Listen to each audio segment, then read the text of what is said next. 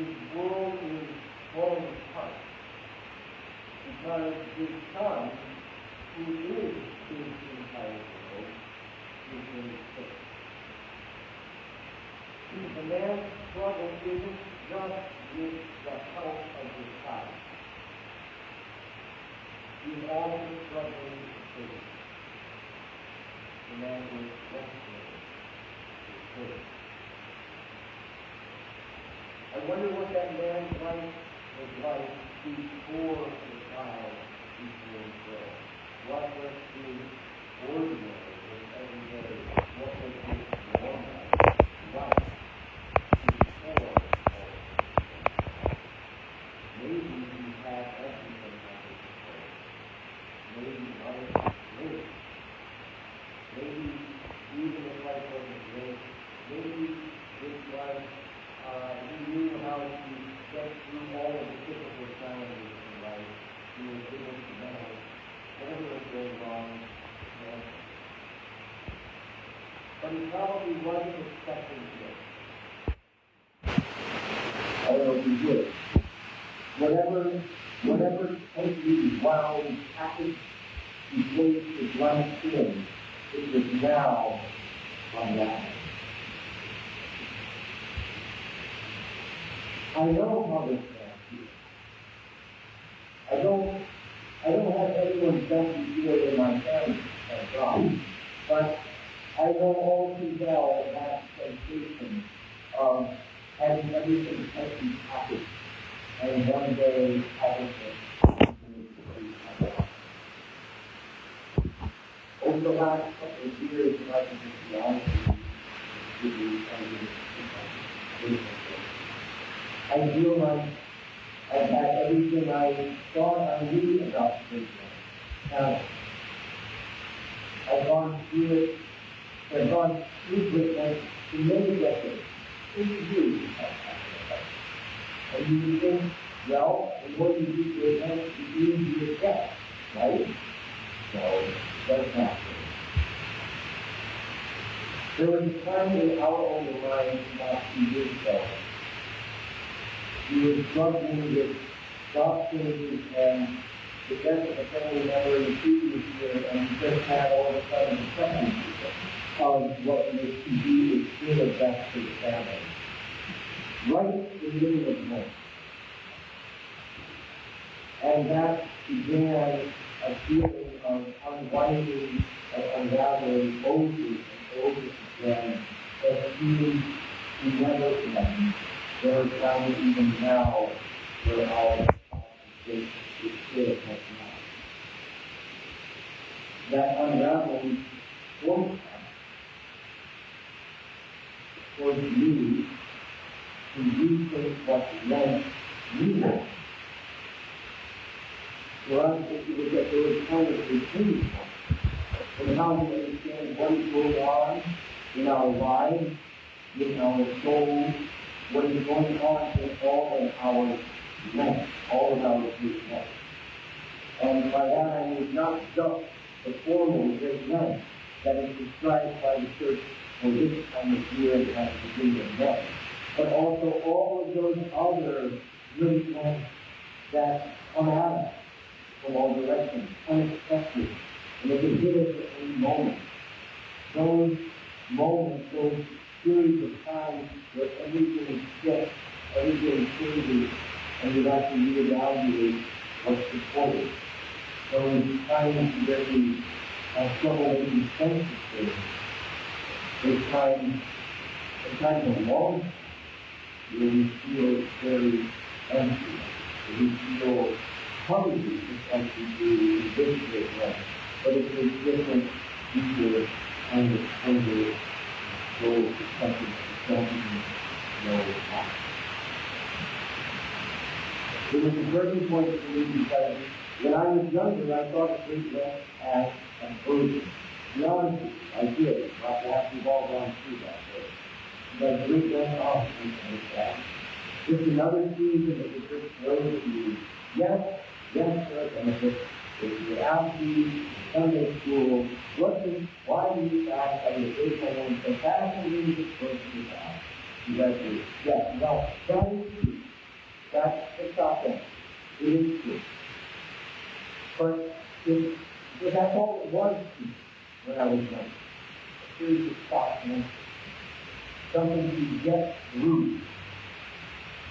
just get you.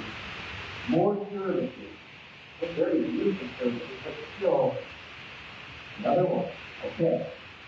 And I remember being a kid and just wanting it to be over, wanting it to be done. And even when I was a bit older, my friends, I was even, saying that really just touch this fighter I would remember just sort of wanting, waiting to get to the end of it.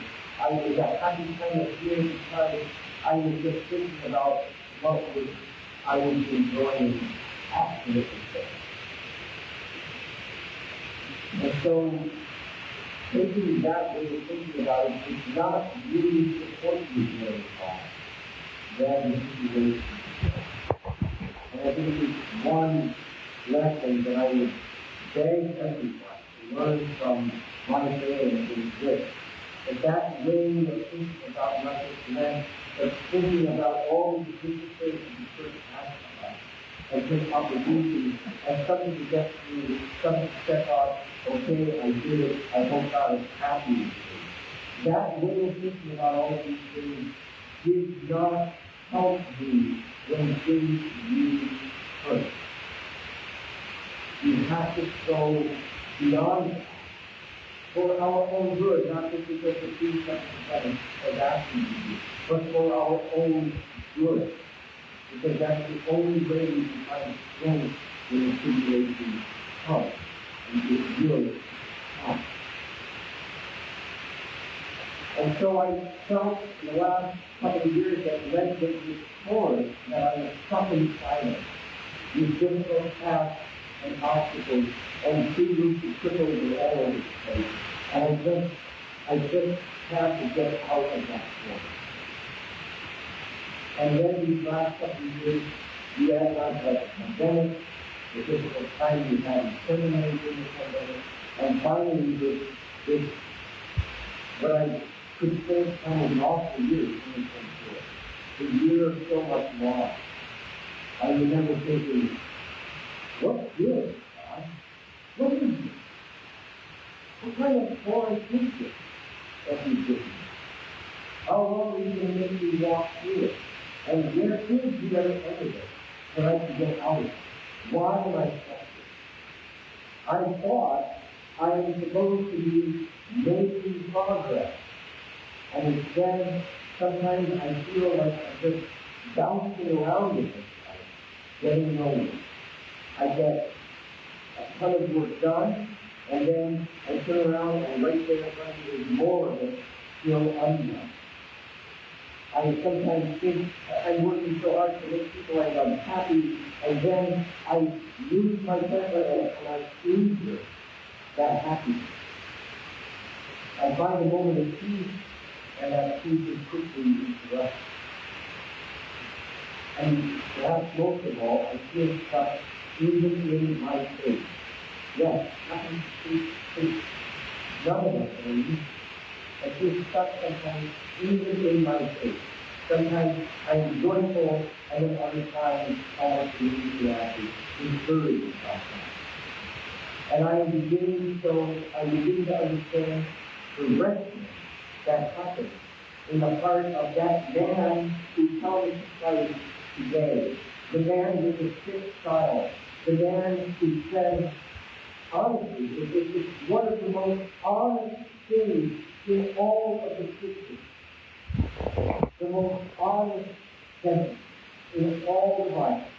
The man who said, with the rest of us, are slaves to sin.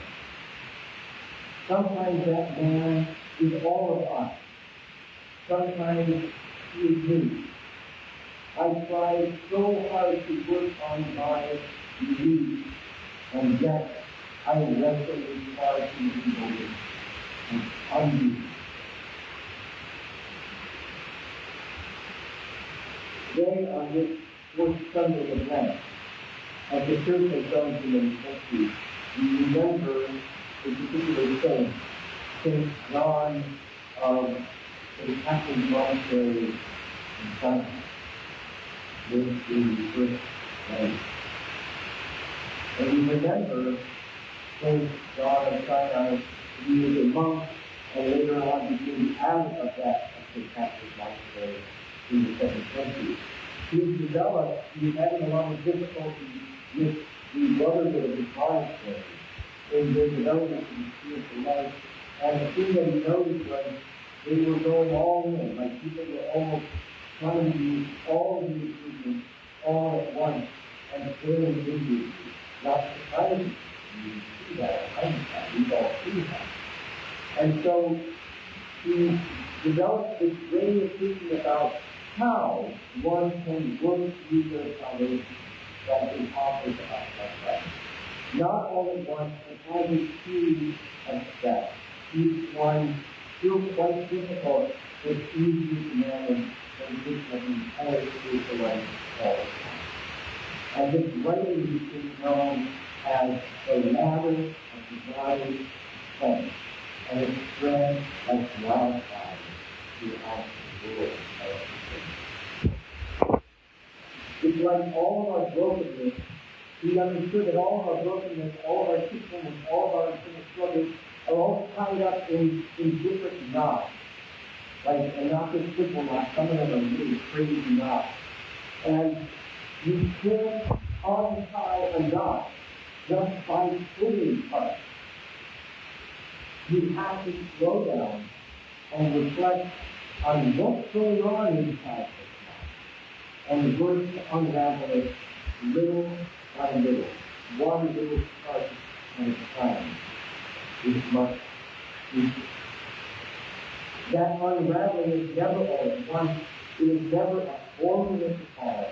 It is never a series of obligations to fulfill. It is hard work, and it takes time. This is, by the way, we actually talked about it. Sometimes you'll be surprised to find that same knot over and over again. I thought I untied that one. Why is it around again? And sometimes you'll find a new one that just pops up out of nowhere. I didn't know that's going to be possible now.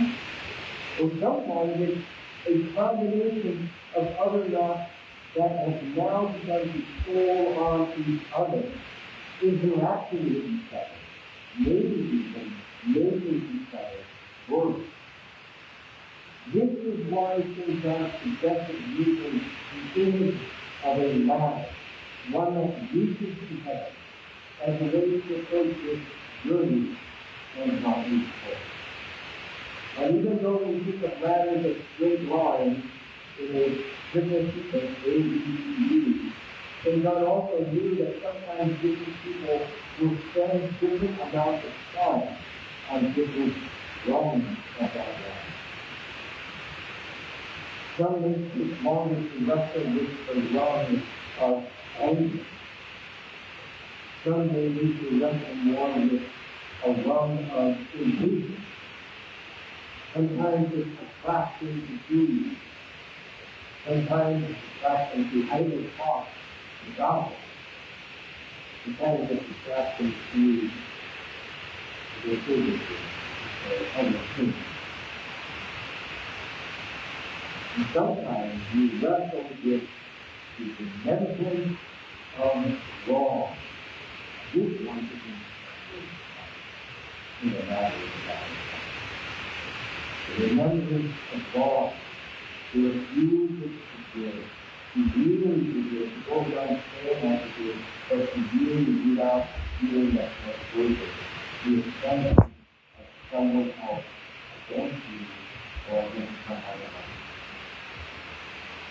So inconvenient wrong is its own journey within this larger journey of the spiritual life. And you don't always move in one direction. Sometimes you have to step back down a few runs and revisit something that you thought was fit within us, and now is in the opposite. Sometimes that goes on. Happens over and over and over. Okay. Anyone who has spent time on this ladder, whether you knew that was what it was called or not, we're all on it. We all know this feeling of oscillating, of spinning, improving and acknowledging, joy and anger, fasting and then forgetting to fast, remembering to pray and forgetting to pray, relief and unbelief. If we only focus on the circle of our discipline, if we think that prayer is only about the activity, if we think fasting is only about the ingredients table, if we think that prayer is only about the word, if we think that this forest, this place of blessing is something to be avoided, then we will have missed out on something for us. What is this week? This continuous cycle of observation. What is the place, the very place where we work out our salvation?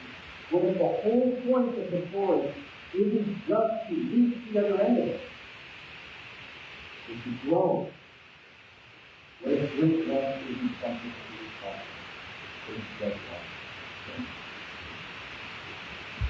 Today, a man that I know all too well comes to Christ and confesses to him his struggle, his oscillation, his difficulty on the rungs of the ladder. He finds the climb difficult, and it is very easy to quit. When he begins to know himself, he begins to know when he needs to step back down and try again, when to get up after his faith. He knows to keep his eyes on Christ. And he moves well to keep on his trust. Lord, come to you. Help us and you. Take our help and give you. Do not be afraid to ask. You have to ask. You're waiting to ask. To ask. Sometimes we ask God about words, other times we outside. Wrestle with God. Struggle God. So God has done that at this matter, sent to us. This is the purpose of this matter. Do not be surprised that you fall every day. Do not give up, but stand you down to raise your feet. And the fear of you, the angels who guard you, will honor your feet. Good strength. Good strength. The Lord and Savior is our and